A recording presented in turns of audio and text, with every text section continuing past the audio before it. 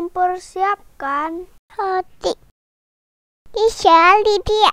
Di sini senang, di sana senang, di mana-mana hatiku senang. Di sini senang, di sana senang, di mana-mana hatiku senang. La la la la la. Kok banyak anak-anak yang nonton di sini? Di sana juga, di mana-mana ada anak-anak. Kok seperti lagu yang tadi Lause nyanyikan ya? Di sini anak, di sana anak, di mana-mana ada anak-anak. Jadi lucu deh. Nah, bagaimana kalau Lause ajak anak-anak di rumah bermain tebak benda? Mau ya? Mudah kok permainannya. Begini, lihat. Lause punya beberapa bendera warna-warni. Anak-anak harus menyebutkan apa warna bendera yang Lause pilih, lalu tebak bendanya ya. Are you ready? Oke. Warna apa ini? Apa? Red, merah, benar. Sekarang coba tebak benda berwarna merah. Benda ini adalah buah. Warna kulitnya merah dan ada rambut-rambutnya. Apa hayo nama buah ini? Apa? Yes, betul, buah rambutan. Sekarang ini warna apa hayo? Warna blue? Bukan. Apa warna ini?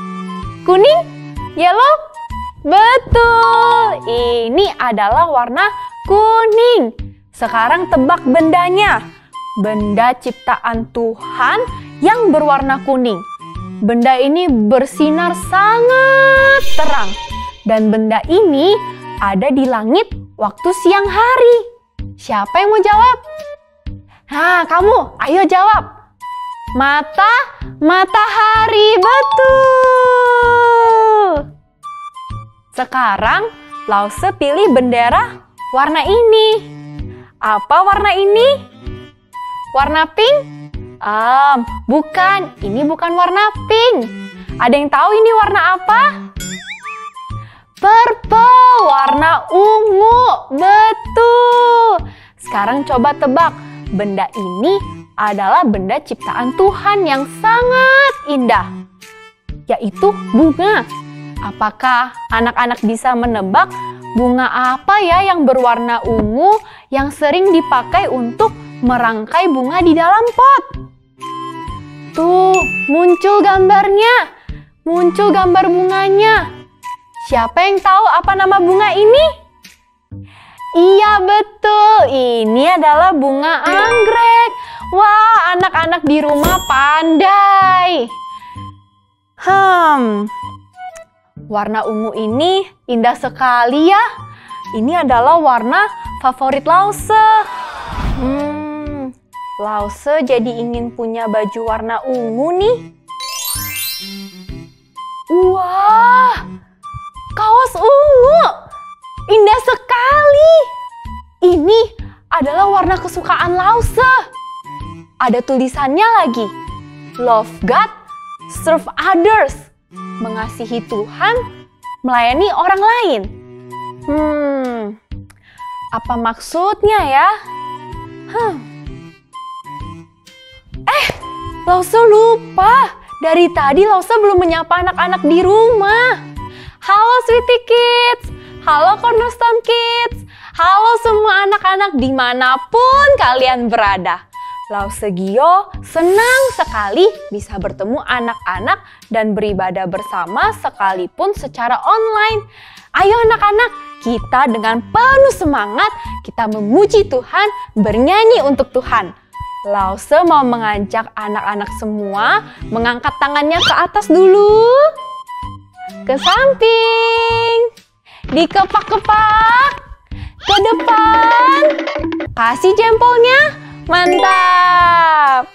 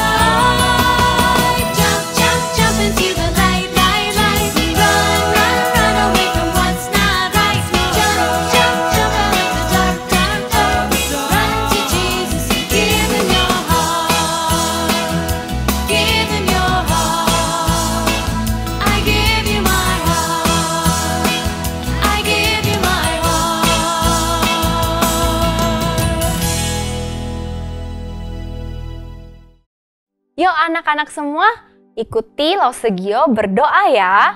Mari kita berdoa. Tuhan Yesus, hari ini kami mau memuji Tuhan dan juga mendengarkan firman Tuhan.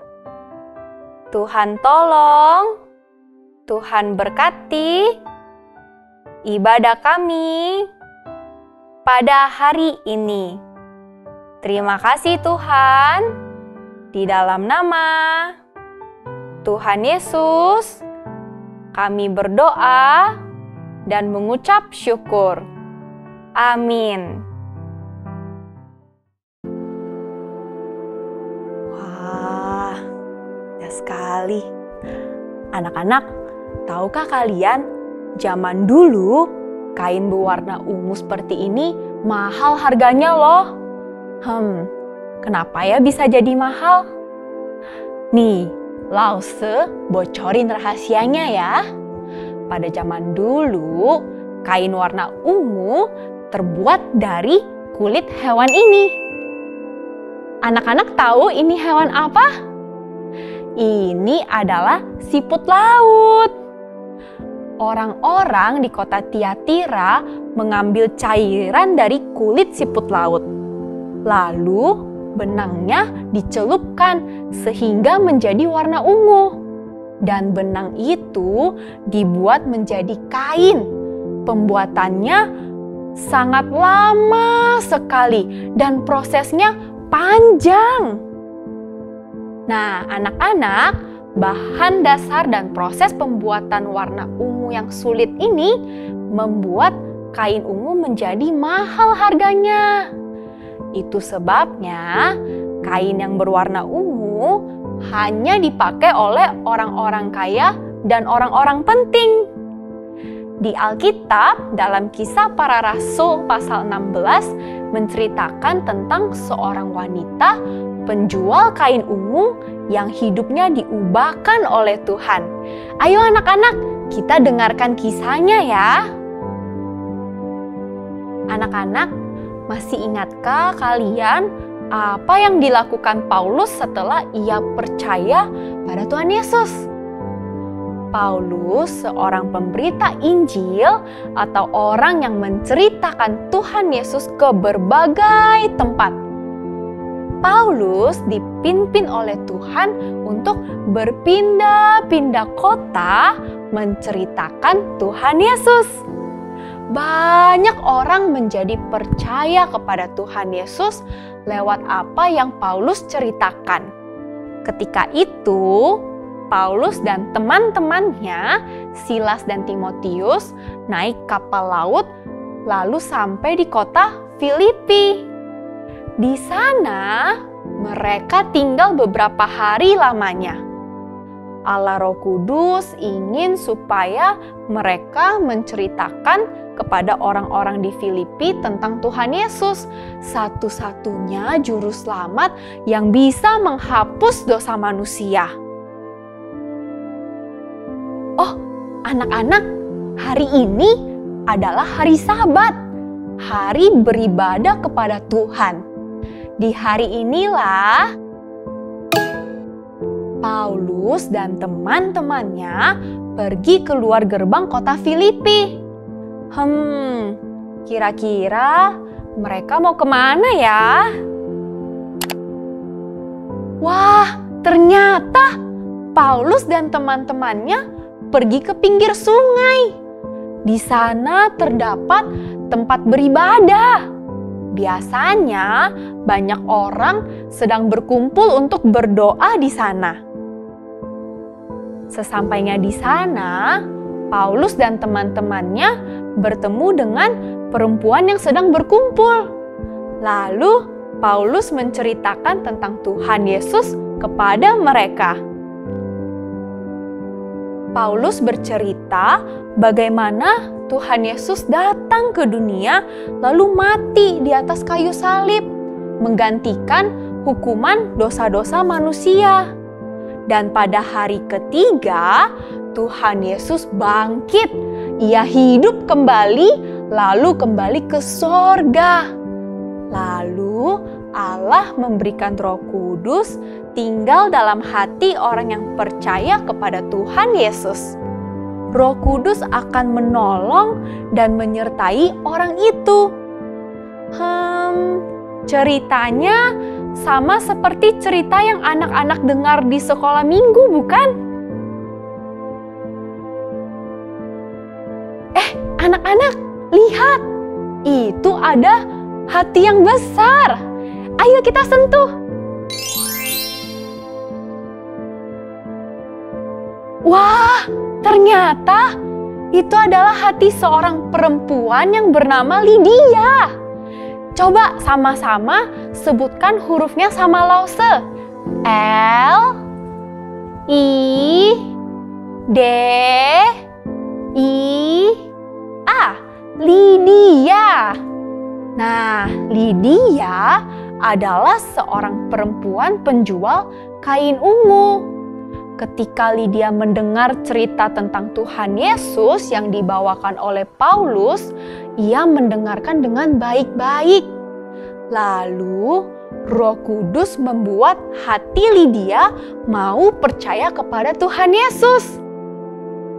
Lihat anak-anak, hatinya bercahaya sekali.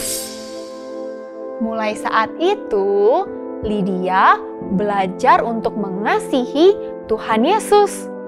Dan anak-anak, bukan hanya Lydia saja yang percaya loh. Semua orang di rumah Lydia juga percaya kepada Tuhan Yesus. Lalu mereka dibaptis. Wah, keren ya! Setelah Lydia percaya kepada Tuhan Yesus, kemudian apa yang ia lakukan? Apakah ia langsung berjualan kain ungu lagi supaya dapat lebih banyak uang? Oh, ternyata bukan. Lydia berkata kepada Paulus, "Mari Bapak Paulus, datanglah bersama teman-temanmu dan tinggal di rumahku." Wow, anak-anak, Lydia mengundang Paulus dan teman-temannya untuk tinggal di rumahnya. Jadi, setelah Lydia percaya kepada Tuhan Yesus, Lydia langsung melayani Tuhan dengan cara membantu hamba-hamba Tuhan seperti Paulus, Silas, dan Timotius. Lydia ingin supaya mereka mempunyai makanan dan tempat tinggal yang baik selama berada di Filipi. Dan Lydia dengan sukacita menyambut Paulus dan teman-temannya di dalam rumahnya. Lydia membuatkan makanan yang enak untuk Paulus, Silas, dan juga Timotius. Lydia juga menyediakan tempat tidur dan selimut yang hangat untuk mereka. Wah, pasti repot ya. Tapi hati Lydia sangat senang bisa melayani Tuhan. Serve others. Semua ini Lydia lakukan supaya Paulus dan teman-temannya bisa menceritakan Tuhan Yesus kepada lebih banyak orang. Nah, anak-anak, siapa yang membuat hati Lydia bisa percaya kepada Tuhan Yesus? Roh Kudus. Roh Kudus juga yang membuat Lause dan anak-anak percaya kepada Tuhan Yesus. Setelah Lydia percaya Tuhan Yesus, ia ingin menunjukkan bahwa ia mengasihi Tuhan Yesus. Apa yang Lydia lakukan? Lydia melayani orang lain, yaitu Paulus, Silas, dan Timotius. Demikian pula kita anak-anak. Setelah kita percaya Tuhan Yesus, mari kita tunjukkan bahwa kita love God, mengasihi Tuhan dengan cara serve others, melayani orang lain. Melayani bisa dengan berbagai cara loh. Misalnya, membantu papa mama ketika sedang berada di rumah, atau berbagi mainan dengan kakak atau adik. Bisa juga memberikan makanan kepada orang-orang di sekitar yang sedang membutuhkan. Kalau pandemi seperti ini, mungkin kita jarang bertemu dengan orang-orang. Tapi kita bisa melayani dengan berdoa juga loh. Mendoakan papa mama, mendoakan teman-teman, berdoa juga untuk keluarga kita. Seperti lagu yang akan kita nyanyikan ini. Ayo anak-anak, kita bernyanyi bersama.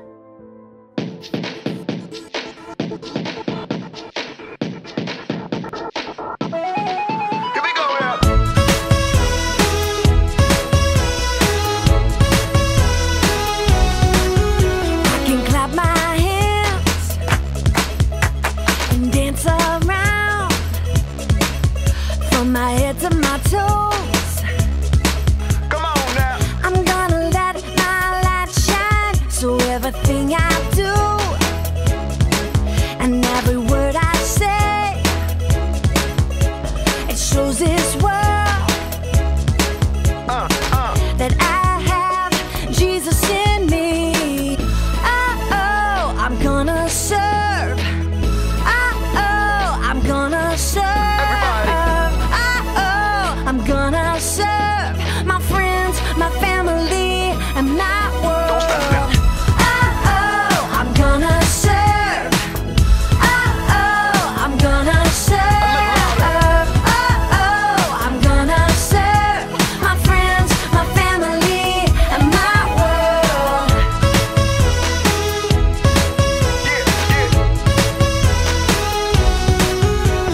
This little light of mine, I'm gonna let it shine. This little light of mine, I'm gonna let it shine. This little light of mine, I'm gonna let it shine. Shine, shine, shine. This little light of mine, I'm gonna let it shine. This little light of mine, I'm gonna let it shine. This little light of mine, I'm gonna let it shine. Shine, shine, shine. I'm gonna serve. I'm gonna serve. I'm gonna serve my friends, my family, and my world. I'm gonna serve. I'm gonna serve. I'm gonna serve my friends, my family, and my world. Friends, family, world, son. Yeah, yeah, yeah. Here we go now. Anak-anak, ikuti Lause mengucapkan ayat ini ya. 1 Petrus 4 ayat 10a. Layanilah seorang akan yang lain. Sekali lagi ya, ikuti Lause dengan gerakan. 1 Petrus 4 ayat 10a. Layanilah seorang akan yang lain. Mari anak-anak, kita berdoa kepada Tuhan supaya Roh Kudus menolong kita bisa melayani orang lain. Tuhan Yesus, terima kasih untuk firman Tuhan yang sudah kami dengar.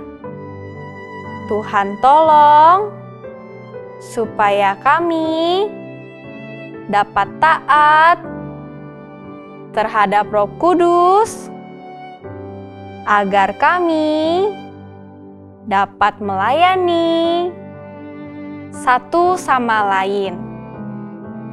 Terima kasih Tuhan, di dalam nama Tuhan Yesus kami berdoa.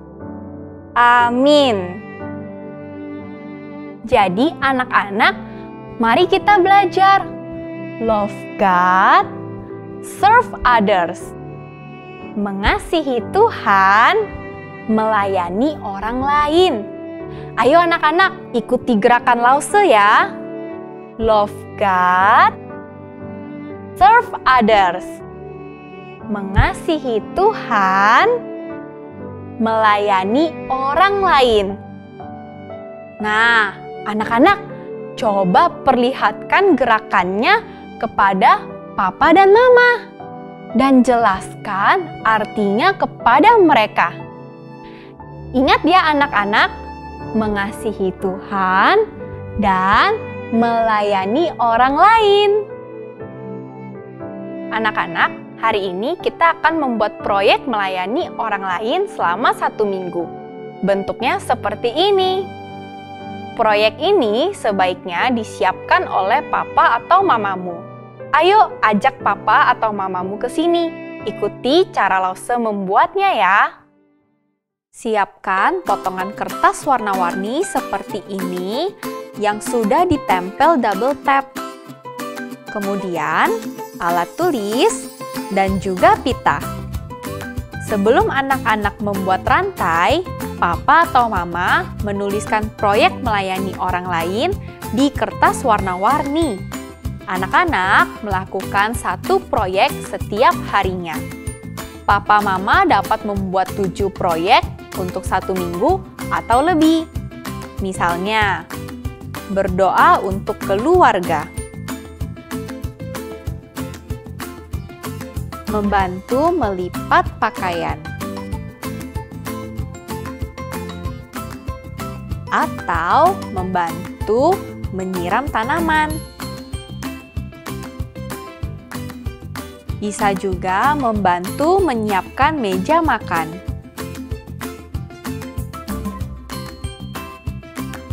Atau menemani adik bermain.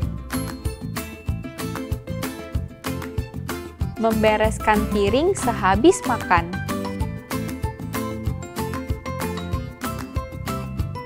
Atau menolong papa cuci kendaraan. Dan kegiatan lain yang sesuai dengan kondisi anak Anda. Jelaskan kepada anak, lalu dorong anak melakukan 1 proyek setiap harinya. Jika anak sudah melakukan proyek tersebut, anak dapat menempel kertas menjadi lingkaran seperti ini. Demikian seterusnya hari demi hari, sehingga akan terbentuk 7 mata rantai selama 1 minggu.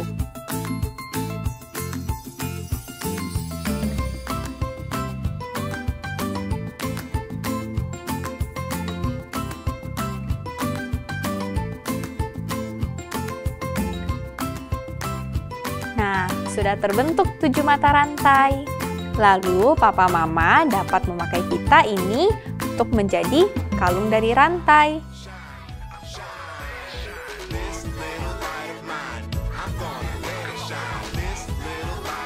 Dan jadinya akan seperti ini.